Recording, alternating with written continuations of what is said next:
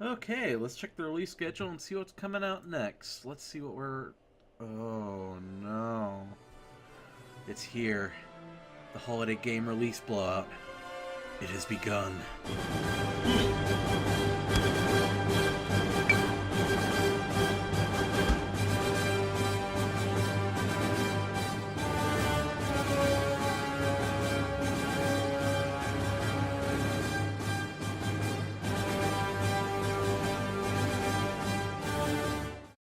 We begin the November 18th review month with the least intimidating title, Kasima Ingechuna, or as the English speakers say, Never Alone.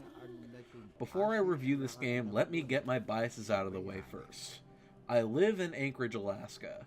I was pretty immersed in Alaska Native culture when I was in school, and I guess I'm still pretty immersed in it now.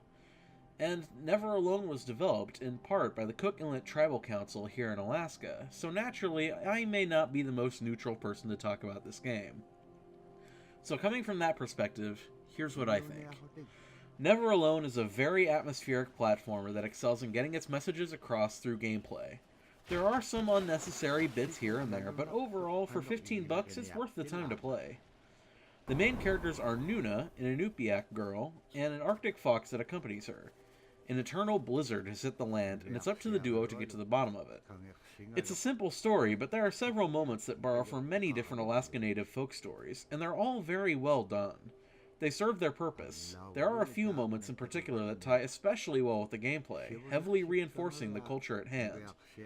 And that would be great if it weren't for the cultural insights. As you play the game, you unlock these short live-action featurettes giving context for the action going on. They explain how it ties in with Inupiaq culture and why it's important to them, and I know why it's important. The gameplay just demonstrated it to me. They make the game feel much more like a silly edutainment title when I know that it's so much more than that. Thankfully, though, they're completely optional, so you can just play the game without getting interrupted. They're like bonus features on a DVD, and they don't detract from the game, per se. So I guess I can't ding the game for that. What I can ding the game for, though, are bugs.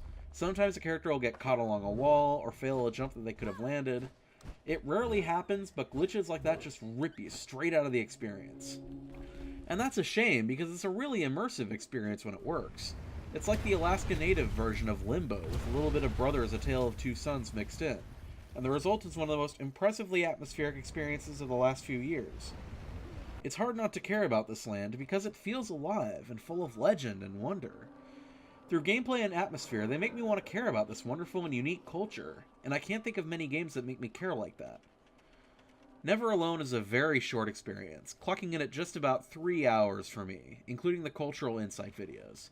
At $15, that sounds like a really hard sell, but trust me when I say that it's an experience that's going to stick with you. It captures the essence of the Inupiaq culture, the joy, the wisdom, the thrill, the atmosphere. It's a game that's uniquely Alaskan, and while it's not perfect, it's still a fantastic ride. Worth the money, in my opinion. Okay, 1 down, 3 to go. 3 nightmarishly long experiences to tackle before the month's end. Wish me luck.